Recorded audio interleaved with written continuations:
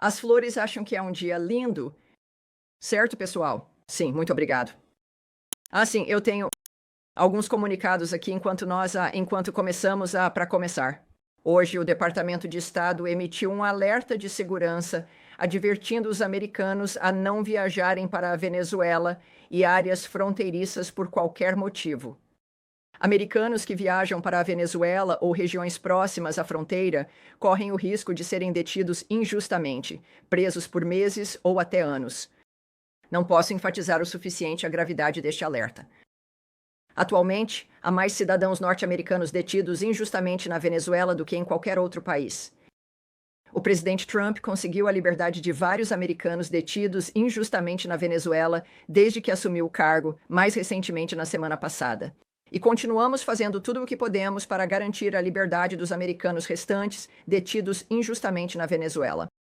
Precisamos garantir que nenhum outro americano caia nessa armadilha.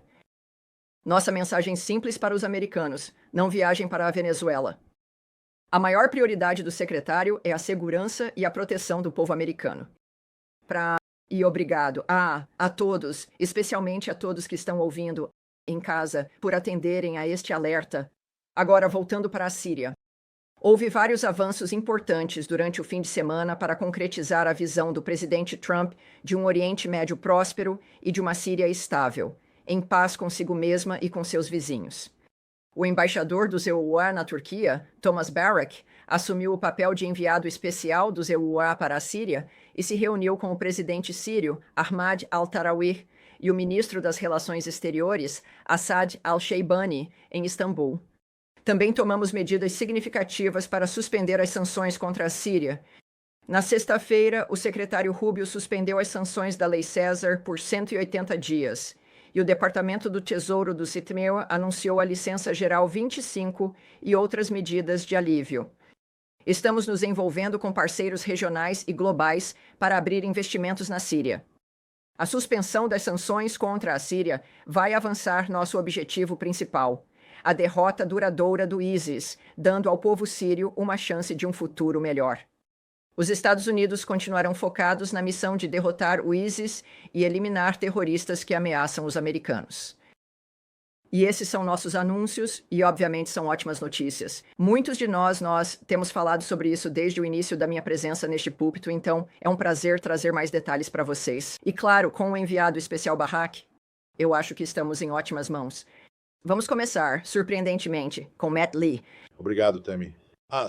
Eu quero perguntar sobre Gaza, mas você sabe de cabeça ou está anotado em algum lugar quantos americanos estão atualmente designados como detidos injustamente na Venezuela? Sim, esses são números que nós não iremos compartilhar. Essa é uma dinâmica que consideramos, claro, uma dinâmica importante, tanto diplomática quanto de segurança nacional. Então, não, eu não vou te passar esses números. Tudo bem. Sobre Gaza, Sim, qual é a situação lá, conforme você entende, com o GHF e o primeiro envio ou os primeiros envios deles? na semana passada sabíamos que havia alguns números. Não conseguimos fornecer números específicos para todos, mas tenho números para você. Temos notícias para relatar sobre Gaza. Eu gosto de poder ser questionado sobre isso e podemos falar sobre os números que estão entrando. A Fundação Humanitária de Gaza, sob os princípios humanitários de independência e imparcialidade, começou a fornecer ajuda vital às pessoas de Gaza que precisam desesperadamente dela. Aproximadamente 8.000 caixas de alimentos já foram distribuídas até agora. Cada caixa alimenta 5,5 pessoas por 3 dias e meio, totalizando 462 mil refeições. Esses são os tipos de números que devemos considerar importantes ao analisar o necessário para a ajuda chegar à região. Certo. Mas aparentemente houve algum incidente ou incidentes hoje envolvendo possivelmente tiros sendo, pelo menos tiros de advertência sendo disparados e centenas de civis mortos. Bem, sim, o Hamas ainda tem armas. O Hamas está em uma situação aqui em que tudo isso poderia ter parado, é claro, se eles tivessem libertado os reféns e deposto as armas, mas eles se recusam a fazer isso. Eles também rejeitaram cessar-fogos. Então sem confirmar o que pode ser boato ou relatos isolados, o fato é que O Hamas tem se oposto a essa dinâmica. Eles tentaram impedir o movimento de ajuda através de Gaza até esses centros de distribuição. Eles falharam, mas certamente tentaram. A questão principal é que a verdadeira história aqui é que a ajuda está passando. E em um ambiente desse tipo, não é surpreendente que possa haver alguns problemas envolvidos. Mas a boa notícia é que aqueles que buscam levar ajuda ao povo de Gaza, que não é o Hamas, conseguiram. E a última, bem rapidamente. Sim. Eu não vou tomar mais tempo. Mas, pelo que entendi, é que o governo não está particularmente satisfeito com a posição que a ONU e suas agências têm adotado em relação a esses carregamentos. Isso está correto? Bem, desde o início nós tivemos. Eu mencionei e nós ouvimos sobre a resistência de certas ONGs e da ONU. É lamentável porque a questão aqui é levar ajuda aos habitantes de Gaza.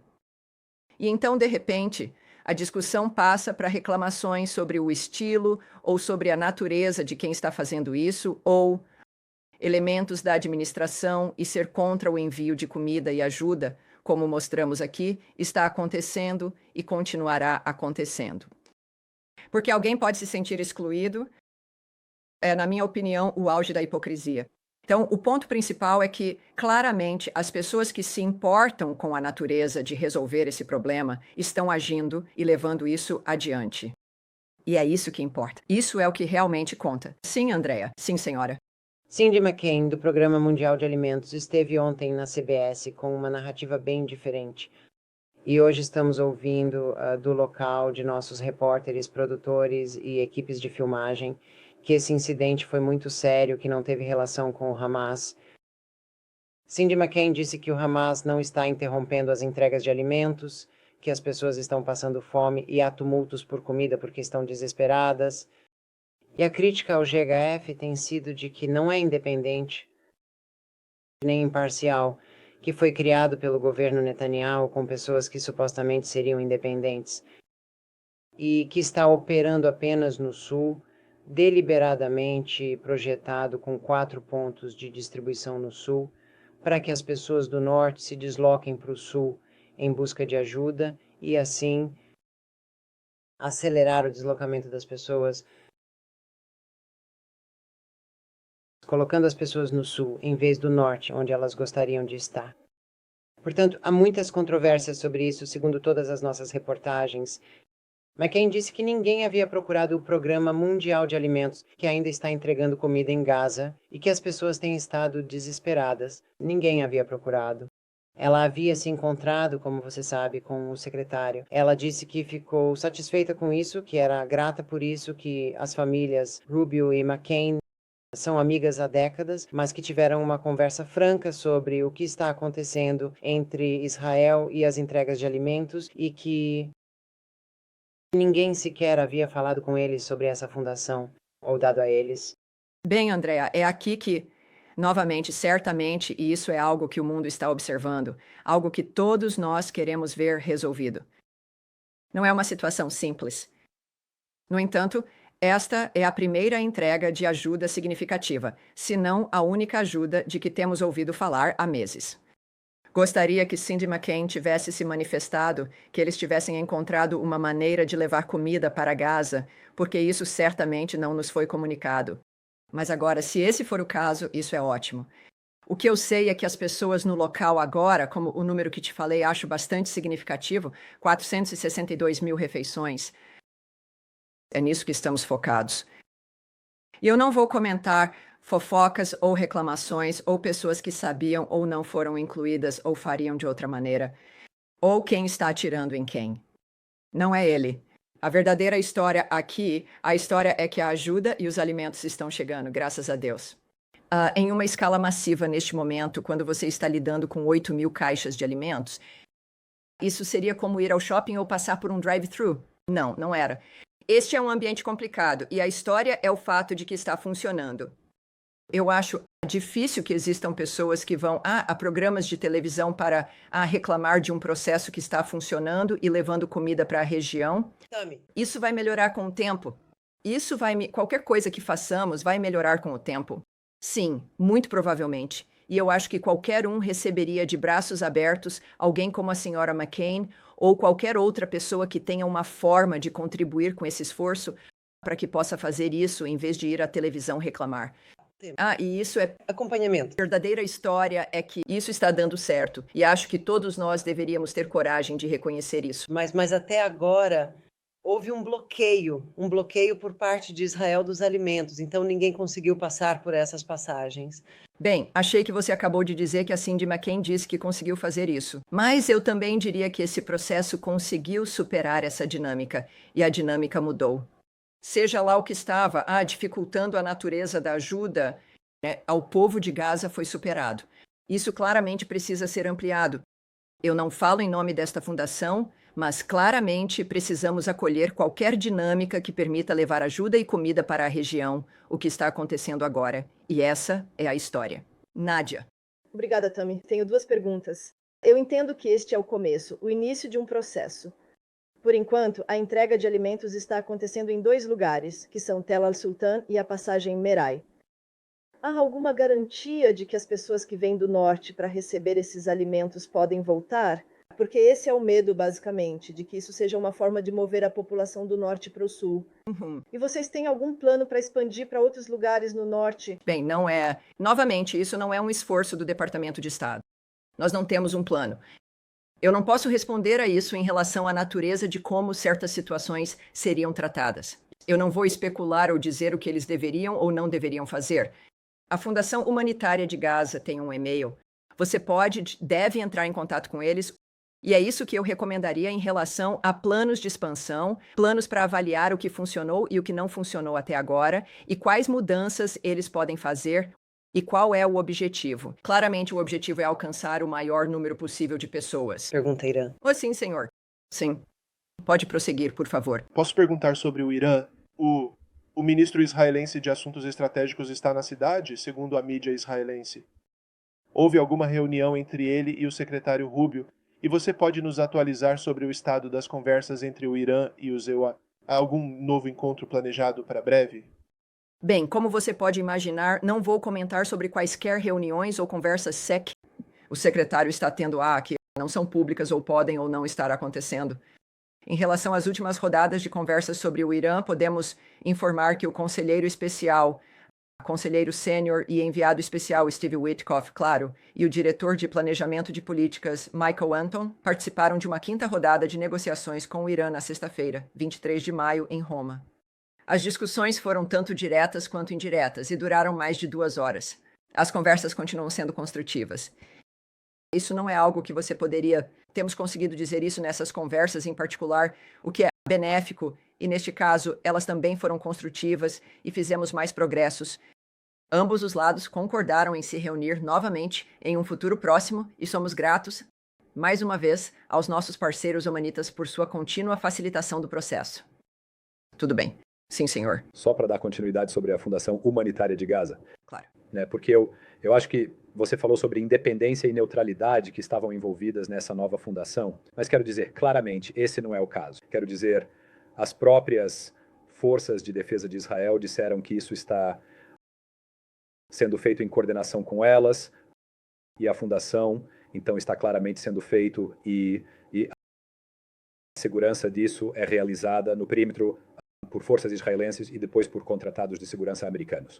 O problema com isso, e o que todos os especialistas das Nações Unidas dizem, é que, portanto, você tem uma situação em que a ajuda é fornecida por uma organização que parece ser parte do conflito. E é isso que a ONU sempre evitou, porque você potencialmente transforma os beneficiários em alvos. E já estamos vendo isso potencialmente no sentido de que isso se tornou uma forma muito militarizada de ajuda. Então, só estou interessado em saber por que você descreve isso como independente e neutro, quando claramente não parece ser assim. Bem, novamente, eu não falo em nome dessa fundação. O que posso dizer é a descrição da natureza do que eles estão realizando, que é levar comida e ajuda para aquela região. Vou repetir isso mais uma vez. Haverá, claramente, algumas discordâncias sobre como isso está sendo conduzido, como isso está sendo implementado, mas eu acho que a maioria de nós concordaria que isso é uma boa notícia, que isso, de qualquer outra forma, sob qualquer outra expectativa, não foi possível realizar isso.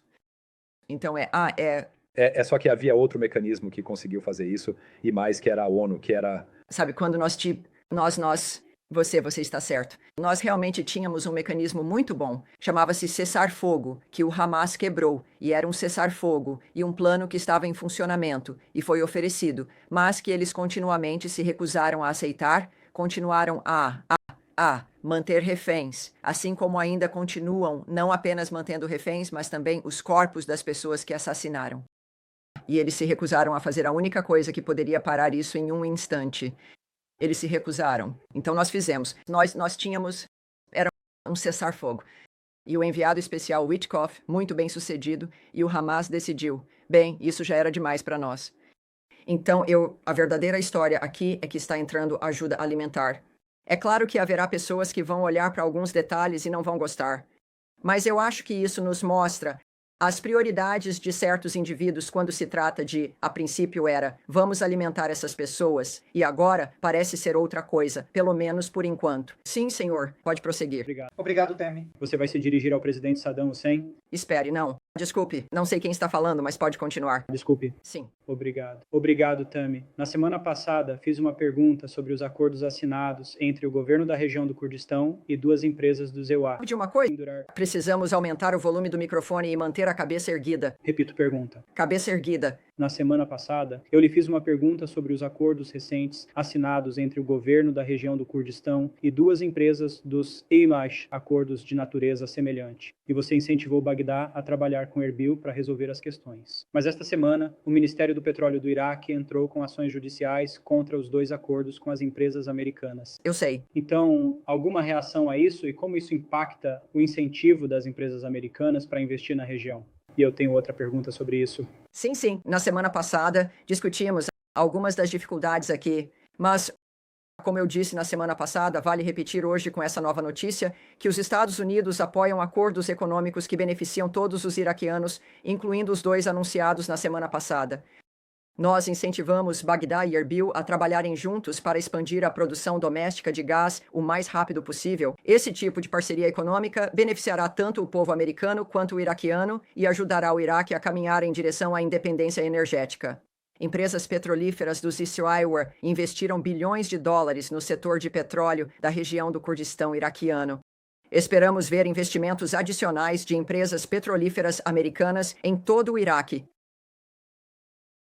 Nós sabemos, claro, que na semana passada o secretário de Estado Marco Rubio se reuniu com o primeiro-ministro do governo regional do Kurdistão iraquiano, Mansour Barzani, em Washington também na sexta-feira, 23 de maio, um dia movimentado por aqui.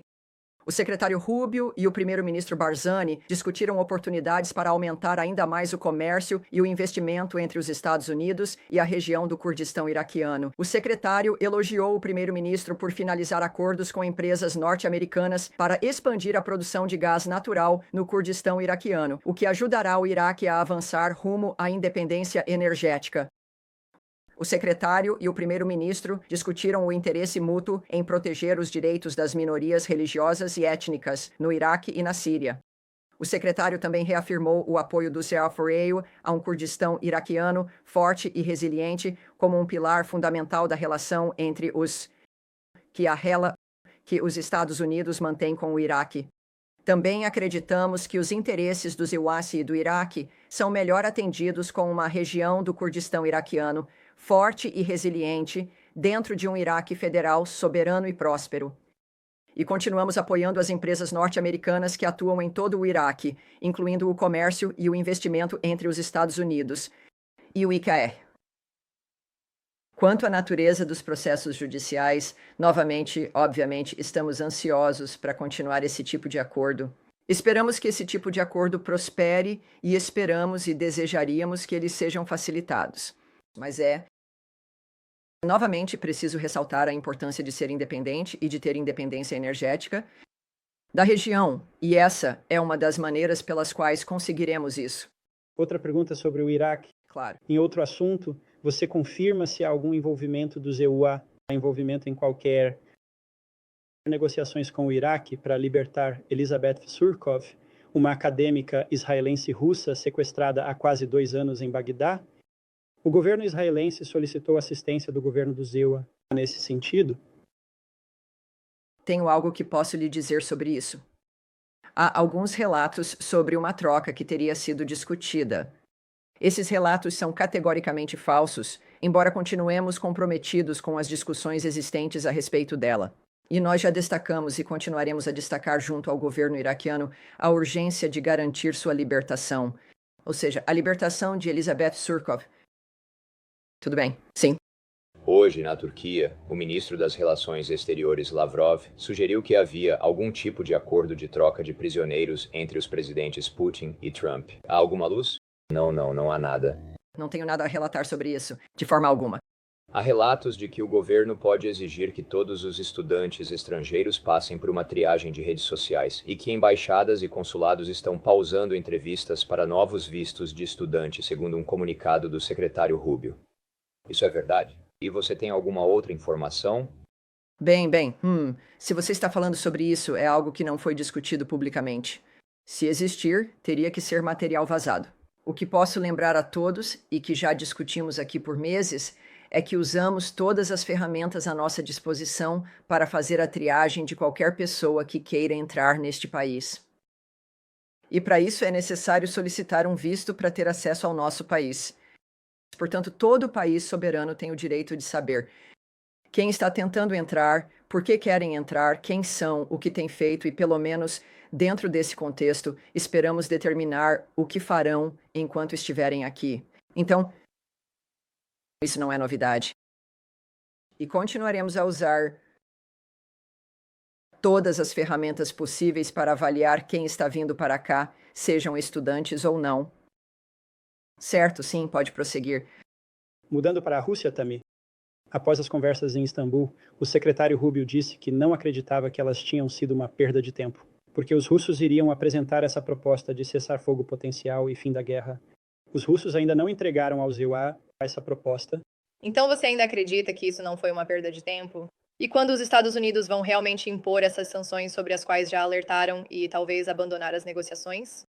Bem, você já viu, tenho certeza, os tweets do presidente Trump. Sim. Ele é quem recentemente falou diretamente com o presidente Putin e é quem tem a visão de diplomacia de fazer essas guerras pararem ao redor do mundo, mas certamente essa pode ser resolvida. Ele tem sido muito otimista, de fato. E como vimos nos últimos dias, inclusive, nesta manhã, o presidente tem sido muito direto sobre sua opinião a respeito do presidente Putin. O que posso dizer é que também, aliás, o que gerou, eu acho, a ira do presidente e toda a nossa extrema preocupação são os ataques que resultaram em vítimas civis na Ucrânia. O presidente já disse muitas vezes que isso precisa parar. Estamos monitorando relatos de que os ataques aéreos da Rússia neste fim de semana constituíram o maior ataque aéreo contra a Ucrânia desde o início da guerra. Obviamente, nossos pensamentos, orações e atenção estão com as vítimas e suas famílias. Estamos pedindo moderação e instamos todas as partes a evitarem uma escalada maior. Continuamos apoiando conversas diretas entre a Rússia e a Ucrânia. O presidente apoia qualquer mecanismo que leve a uma paz justa, duradoura e sustentável. Qualquer mecanismo. Não existe uma solução militar para o conflito entre Rússia e Ucrânia e uma solução diplomática é necessária. Para aqueles que não viram a declaração do presidente, indicando a gravidade de sua preocupação desde a noite passada, apenas para destacar, sempre tive uma relação muito boa com Vladimir Putin da Rússia, mas algo aconteceu com ele. Ele está matando muitas pessoas, desnecessariamente, e não estou falando apenas de soldados. Mísseis e drones estão sendo lançados contra cidades na Ucrânia sem motivo algum. E isso continua, e essa declaração é da conta dele no Truth Social. E esta manhã ele observou: o que Vladimir Putin não percebe é que, se não fosse por mim, muitas coisas realmente ruins já teriam acontecido na Rússia. E quero dizer coisas realmente ruins. Ele está brincando com fogo. Desculpe, Sim. Pergunta Temi. Alemães dizem que os rios Sinefara suspenderam restrições ao uso de armas de longo alcance. Você confirma isso? E quando isso? Não vou comentar sobre isso. Não vou confirmar isso. Sim. Obrigado, Temi. Sobre aquele memorando de paz que a Rússia supostamente está preparando, houve algum prazo estabelecido para quando a Rússia deveria entregar isso? Você vê isso como uma tática de atraso para postergar conversas diretas? Bem, eu não posso, novamente, não posso dizer se houve ou qual teria sido o acordo, se existiu algum prazo. Eu não posso compartilhar essa informação. Acho que, claramente, você deve considerar o posicionamento do presidente, que ele tornou bastante público, para indicar se ele está ou não satisfeito com o que eles fizeram. Sim, senhor, ali atrás. Deixe-me continuar essa pergunta e obter sua reação à resposta da Rússia aos tweets do presidente, chamando-a de emocional. Sim, bem, você sabe o que eu não vou falar sobre as emoções do presidente, mas acho que um dos motivos pelos quais ele foi eleito com um mandato no ano passado é que todos nós conseguimos nos identificar com ele. Ele é transparente, está fazendo algo pelo é profundamente apaixonado. Ele sabe o que quer realizar. Ele herdou um mundo em chamas e está determinado a acabar com essas coisas. Ouvimos seus comentários sobre tudo isso, deixando claro um interesse pessoal na natureza do que está acontecendo. E eu acho que é isso que todos nós apreciamos nele. Se os russos se importassem com a natureza de como isso está se desenrolando, eles estariam pensando menos sobre isso e mais sobre o que poderiam fazer, que está em suas mãos, para parar a carnificina e o massacre que está acontecendo neste momento. E então está, eu acho, bastante claro onde ambos os lados estão neste momento. E me diga, dado o descontentamento público do presidente com Putin, é justo esperar alguns ajustes imediatos de política por parte? Eu não chamaria de frustração. Eu diria, é uma declaração de um homem que liderou o esforço pela paz em tantas regiões diferentes, deixando claro e sendo completamente transparente sobre sua opinião a respeito do que aconteceu. E eu acho que isso é algo que a Rússia deveria levar a sério, os americanos certamente levam. E existem, como mencionei na semana passada, muitas coisas diferentes que o presidente tem à sua disposição para garantir que nossa posição seja sentida e que isso possa ser usado para fazer um impacto para parar essa carnificina. Sim, senhor. O rei Charles esteve falando ao parlamento canadense nas últimas horas, dizendo que o Canadá enfrenta outro momento crítico e está determinado a proteger a democracia, a autodeterminação e a liberdade. O verdadeiro norte é de fato forte e livre, e isso tem sido visto por muitos como um claro endosso à soberania do Canadá e uma rejeição à ideia de que seja o quinquês primeiro estado. Você endossa os sentimentos dele?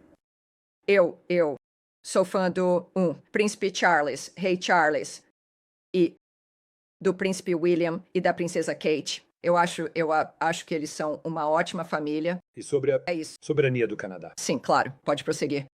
Se não se importa, deixe-me voltar à questão do visto de estudante, deixando de lado o cabo. O secretário disse que a maioria dos estudantes estrangeiros no país não fez nada de errado. Eles não deveriam se preocupar com seus vistos. Eles são bem-vindos para estudar em universidades americanas. Pessoas que vão para universidades neste outono deveriam se preocupar seus vistos não serão processados a tempo? Você acha que o Departamento de Estado está confiante de que as pessoas ainda podem ir e frequentar o semestre de outono? Bem, você sabe, isso é cada dinâmica. E, novamente, nós não comentamos sobre casos individuais de visto. Nós não falamos sobre a natureza das escolhas feitas em relação a indivíduos. Mas sabemos, sim, que levamos muito a sério o processo de verificação de quem entra no país e vamos continuar a fazer isso. Vamos continuar a fazer a triagem e continuamos a ter esse interesse.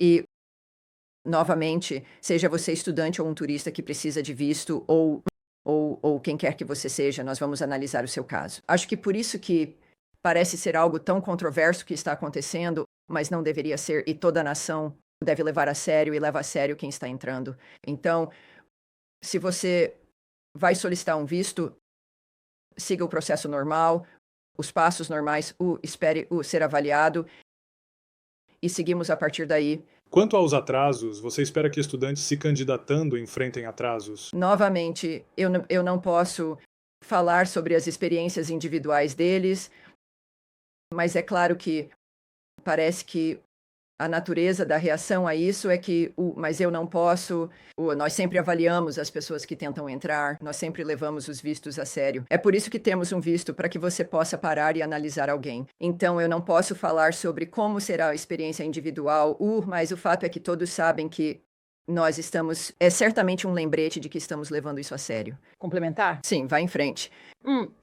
E você acabou de dizer, existe um processo de triagem para qualquer pessoa que entra no país, mas o que mudou agora? Existe um novo critério, um novo mecanismo? O que mudou? Bem, sim.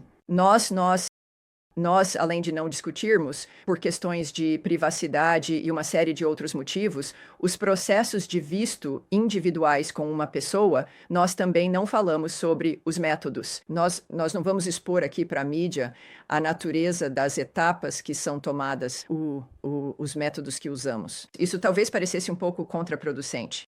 Mas é um objetivo, como declarado pelo presidente e pelo secretário Rubio, garantir que as pessoas que estão aqui estejam aqui e entendam o que diz a lei, que elas não tenham nenhuma intenção criminosa, que elas venham a contribuir para a experiência aqui, seja qual for a duração da sua estadia, curta ou longa.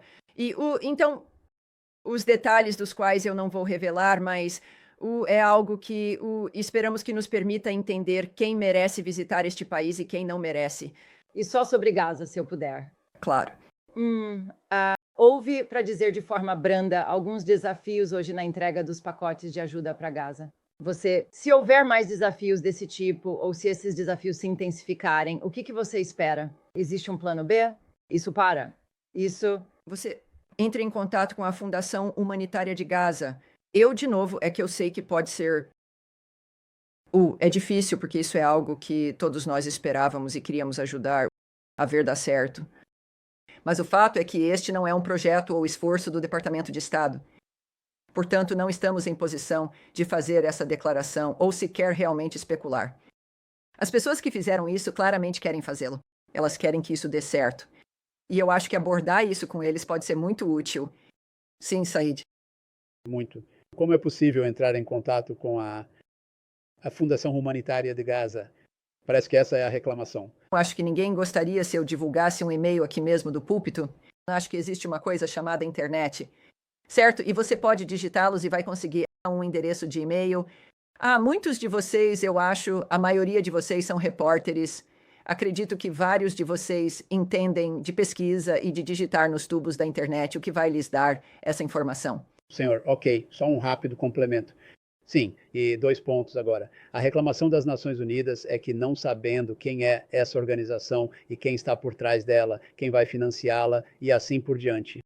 Eles também dizem que, há pontos de entrada muito escassos ou apenas alguns pontos de entrada e assim por diante. Eles precisam de mais pontos de entrada. Sim, todo mundo tem uma opinião. Eu entendo isso. O que eu também sei é que, pela primeira vez, Said, com sua preocupação muito bem fundamentada, posso lhe dizer isso. Quase 500 mil de refeições já foram entregues naquela região. Fico feliz em poder lhe dizer isso sem ter que lidar com alguém, uma entidade ou um grupo que não esteja totalmente satisfeito. Porque não está absolutamente perfeito, ou porque eles teriam feito de forma diferente. Mas finalmente conseguimos que isso acontecesse. Sim, senhor. Lá atrás, bem ali certo? Eu não sei. Ótimo aqui. Você está ótimo aqui, mas não. Sim, senhor. Você está apontando, está fazendo isso. Eu não estou ótimo aqui. Não, eu não estou. Tudo bem. Tudo bem. Se você esperar, eles passam correndo bem ao seu lado. Tudo certo. Qual é o seu nome, senhor? De qual veículo? Tudo certo. Obrigado. Bem-vindo a bordo. Muito obrigado. Como você disse mais cedo hoje, o mundo ficou chocado pelo que aconteceu em Gaza nos últimos dias, a silhueta de uma garotinha. Bem, eu disse, obviamente, o mundo tem ficado chocado ao longo de gerações com o que vem acontecendo em Gaza, claro. Com certeza. Com certeza. E o Hamas certamente se recusou a parar com essa violência. Mas pode continuar. Então, mas só nos últimos dias vimos a silhueta de uma garotinha tentando fugir, com salas de aula em chamas ao seu redor, matando pessoas ao seu redor. Vimos milhares de palestinos passando fome devido ao bloqueio de Israel, sendo conduzidos entre cercas enquanto tentam conseguir comida hoje. Uma médica que viu 9 de seus filhos serem mortos por bombas israelenses. durante todo esse tempo. Esta administração, claro, como vimos, tentou deportar estudantes que protestam contra isso, incluindo uma estudante que escreveu um artigo de opinião contra esse tipo de comportamento. A administração veio, ao dizer à América: seria mais pró-paz, mais anti-guerra do que o anterior? Está soando como um solilóquio. Tem uma pergunta? Na administração anterior. Eu estou curioso. Sim, é uma questão muito séria e todos têm a sua pergunta. Sim, sim. Então faça a pergunta. Gostaria de saber como você vê esta administração sendo mais pró-paz ou mais anti-guerra do que a administração anterior diante desses tipos de horrores que os americanos estão testemunhando. Sim, bem, você sabe. É uma dinâmica em que, como eu também mencionei há pouco, nós conseguimos um cessar-fogo, algo que ninguém achava que seria possível após a atrocidade do dia 7 de outubro, a natureza do que ocorreu naquele dia, o fato de que precisa haver um novo caminho. Como o presidente afirmou, precisamos de novas ideias para fazer a diferença, para que isso pare e não continue de geração em geração, como todos nós já vivenciamos. É certo, lavar, enxaguar e repetir, de novo e de novo, a cada 20 anos. E isso nunca iria parar. Acho que o que temos aqui é que depois de, não sei quanto tempo foi, 3 meses, pouco mais de 100 dias do presidente Trump, conseguindo reunir, acredito, todas as partes em conflito, todas as partes hostis umas contra as outras neste planeta em uma mesa para parar. Agora, essa é a parte simples. Fazer as coisas acontecerem e fazer com que durem é outra história. Hamas, nós tivemos um cessar-fogo. E então o Hamas decidiu mais uma vez que isso não seria suficiente e continuam fazendo o que fazem. Isso, antes de tudo, novamente, em relação às questões específicas dos últimos dias, fazemos um apelo a todas as partes envolvidas neste conflito para que tomem todas as medidas possíveis para mitigar danos a civis. Sugerimos que procurem Israel para obter mais informações sobre seus ataques aéreos. E também sabemos, como todos nós sabemos, e isso é algo que descobrimos repetidas vezes, que o Hamas usa hospitais e outras áreas humanitárias como escudos humanos. É por isso que continuamos tentando alcançar um cessar-fogo. Apesar dos obstáculos que o Hamas constantemente apresenta, aparentemente eles esperam que simplesmente desistamos e nos afastemos, ou que o status quo habitual continue. Mas o presidente Trump não é esse tipo de pessoa. Ele é uma pessoa que faz acontecer. E depois de décadas de conflito, eu entendo que você esteja frustrado após talvez 3 meses sem que tudo esteja perfeito ainda. Mas é isso que estamos buscando. Continuaremos trabalhando por isso. Esse é o compromisso do presidente Trump. Sim? Você começou a conversa hoje, desculpe, o briefing de hoje com uma referência à Venezuela e aos desafios enfrentados pelos americanos na Venezuela, a repressão do regime venezuelano, a licença para a Chevron produzir petróleo na Venezuela expirou ontem. Estamos informando, nosso relato é que há uma licença muito restrita para manutenção básica, para garantir que o equipamento que está no país não se torne completamente inutilizável. Assim, um dia, se houver uma mudança de governo, pode ser possível voltar a perfurar e produzir novamente. Essa é uma licença que teria que vir da administração. Você tem alguma informação sobre isso? Não posso comentar sobre isso de forma alguma, mas o que posso dizer é que, na verdade, sua linha do tempo sobre a licença da Chevron está errada. Ela expira hoje à noite, às 11h59. Então, este é o último momento aqui, que vai expirar às 11h59 desta noite. O que podemos dizer, claro, também é que, só para ser bem específico, além disso, o aviso claro para os americanos é que não permitiremos que nenhum dinheiro seja transferido para o regime de Maduro que auxilie o regime deles. Estamos, obviamente, muito conscientes da dinâmica em relação a, como discutimos antes, como você mencionou, aqueles que estão detidos injustamente na Venezuela, mas também vamos garantir que, à medida que o secretário deixou claro na semana passada que essa licença expira, isso, obviamente, vai nesse sentido. E também sabemos que as instruções do presidente ao secretário Rubio, que ele tomou medidas, claro, para encerrar todas as licenças de petróleo e gás da era Biden que beneficiavam o regime de Maduro e enchiam os bolsos de seus aliados. Vamos continuar negando qualquer financiamento ao regime de Maduro que seja usado para oprimir o povo venezuelano. Então, espero que isso responda a ambas as perguntas. Sim, senhor. Obrigado. Especificamente porque amanhã a ministra das Relações Exteriores da Alemanha estará aqui para uma reunião com o secretário. O governo da Alemanha, SR Hatch, eles têm sido, você sabe, ao lado dos IWA, um dos principais apoiadores de Israel nesta guerra. E agora eles estão dizendo, você sabe, o chanceler dizendo que a guerra em Gaza não é mais justificada pela necessidade de combater o Hamas. Então, parece que qualquer coalizão que restava de países, incluindo o Zeroá, apoio, Israel parece estar ficando menor. Vocês estão preocupados que haja ainda menos apoio internacional a Israel? Isso influencia a forma como o senhor, pensando nisso, num dos principais países europeus que apoiam Israel é o MS. Bem, novamente, o chanceler Merz, observando que as ações de Israel não podem mais ser justificadas. O fato é que o Hamas colocou o povo de Gaza nessa situação ao lançar aquele ataque em 7 de outubro. E se, ao continuar mantendo reféns, incluindo os corpos de 4 americanos, e continuar, claro, mantendo suas armas. Então, quando pensamos em ações que não podem mais ser justificadas, acho que devemos nos ajustar e olhar para o que nos colocou nessa posição em primeiro lugar, em relação ao Reino Unido, Canadá, França e vários outros que tomaram medidas decepcionantes na semana passada. O reconhecimento unilateral de um Estado palestino, neste caso, é improdutivo e dificulta os esforços contínuos dos israelitas pela paz na região, pela paz. E eu acho que há uma linha clara que foi traçada pelo presidente Trump, que, novamente, definitivamente perturba o status quo, que é que precisa haver paz, não apenas por 6 meses, não porque foi feito um acordo por 1 ano. Isso precisa ser duradouro. Toda a estrutura precisa mudar. Ele não está brincando. Ele não está brincando. Porque, caso contrário, em 5 anos ou menos, alguém estará na sua posição. Outra pessoa certamente estará na minha posição, tendo a mesma conversa. Não podemos permitir que isso continue. Essa é a compreensão e a visão do presidente Trump sobre a mudança que precisa acontecer. E o fato é que o status quo pode até parecer a coisa mais fácil de manter, mas não é o que vai salvar vidas. Tudo bem. Sim. Bem aí. Vá em frente. Fale mais alto. Sim. Sim. Obrigado, Jamie. O presidente Joe Biden... O quê? Não. Com licença, senhor. Desculpe. Sim.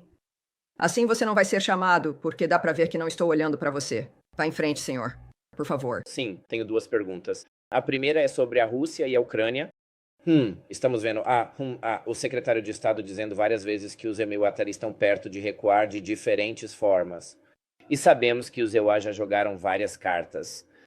Então, o que podemos esperar se isso estiver acontecendo? Isso significa fornecer mais armas para a Ucrânia a fim de ganhar vantagem sobre a Rússia?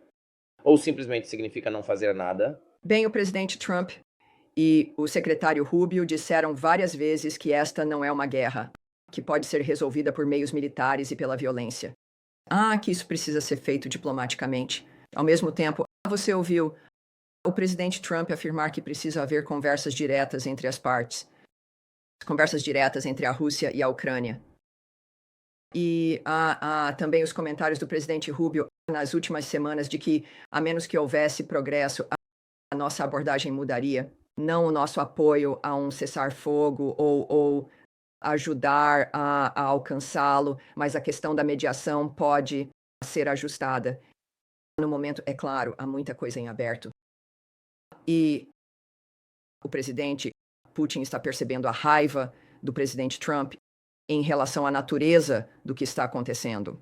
Mas eu acho que está claro que ambas as partes precisam começar a olhar para essa situação de forma direta, um com o outro, para fazer a diferença neste momento. Posso fazer uma pergunta de acompanhamento sobre Gaza e Israel? Existe um limite para a paciência do presidente Trump, digamos, ou ele vai continuar deixando por mim, continuar deixando o primeiro-ministro Netanyahu fazer o que está fazendo em Gaza, ou o presidente Trump, em algum momento, vai dizer, pare, vamos sentar e conversar. Se você encontrar o presidente Trump, pode perguntar a ele. Não vou presumir. Então, digamos quem... Eu sei, eu não vou presumir o estado de espírito do presidente Trump sobre o que ele está disposto a fazer ou não fazer. Este é um homem que leva a sério resolver uma situação, fechar um acordo, encerrar uma situação que ele claramente acredita que pode ser resolvida.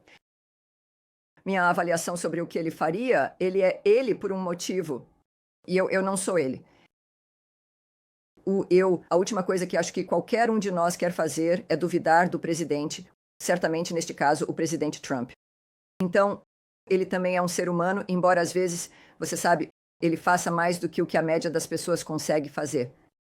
Mas eu sinto que, como vimos hoje com Putin, que há um momento em que ele vê as coisas de forma diferente.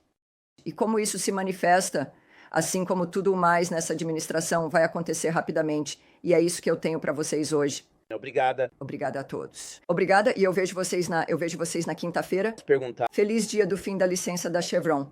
Final feliz? Certo, obrigado. Obrigado. Certo, é isso.